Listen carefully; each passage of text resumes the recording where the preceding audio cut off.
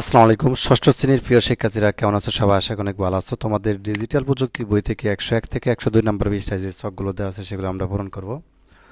তো এখানে খেয়াল করো, তো এখানে একটি ছক দেওয়া আছে, সেটা হচ্ছে যে জরুরি সেবা আসলে কোন কোন বিষয়গুলি আসলে জরুরি সেবার মধ্যে পড়ে, বিশেষ করে বাংলাদেশে। ঠিক আছে, জরুরি সেবা যেমন এখানে একটি দেওয়া আছে অগ্নি নির্বাপন সেবা। ঠিক আছে, এবং তারপরে যে আমরা দিতে পারি চিকিৎসা সেবা একটা জরুরি সেবার মধ্যে পড়ে। ঠিক, অনেক ধরনের জরুরি সেবা আছে। তো এইভাবে হচ্ছে আমরা বাকি হচ্ছে যে চারটা ঘরে এখানে আমরা কী কী সেবা লিখতে পারি।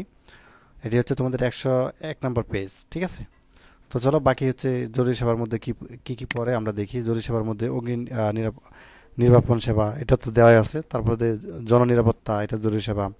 স্বাস্থ্য সেবা অথবা চিকিৎসা সেবা একই কথা, তো এটা কিন্তু জরুরি। এবং দুর্ঘটনায় উদ্ধার কার্যক্রম, এটা জরুরি। নারী ও শিশু নির্যাতনের সহায়তা, এটা জরুরি।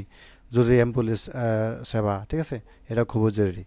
তো এখানে যেভাবে দেওয়া হচ্ছে ঠিক এইভাবে হচ্ছে তোমরা এই ঘরে এবং হচ্ছে এই ঘরে লিখবা। ঠিক আছে, তো তারপর দেখো এই নামগুলো হতে আরেকটি নাম আমরা কয়েকজন বোর্ডে লিখে আসি। তো এই জরুরি সেবায় পুনরায় লিখবো না। তো সকল জরুরি সেবাই কি আমাদের এলাকায় পাওয়া যায়? এলাকা অনুযায়ী জরুরি সেবার ধরন ভিন্ন ভিন্ন হতে পারে। যেমন শহরে আগুন লাগলে আমরা ফায়ার সার্ভিসের সেবা পেতে পারি, কিন্তু গ্রামে কোনো ঘর বা বাজারে আগুন লাগলে ভিন্নভাবে সেবা পাবো। এই সেবাটি নিয়ে এখন আমরা একটি কাগজ করব, অর্থাৎ কাজ করব। তো বোর্ডে লেখা জরুরি সেবার তালিকা হতে আমরা নিচে চোখে এলাকা অনুযায়ী জরুরি সেবা তালিকা তৈরি করব। এখানে দেখতে পাচ্ছ যে চলো সাজাই জরুরি সেবা তথ্য কেন্দ্র।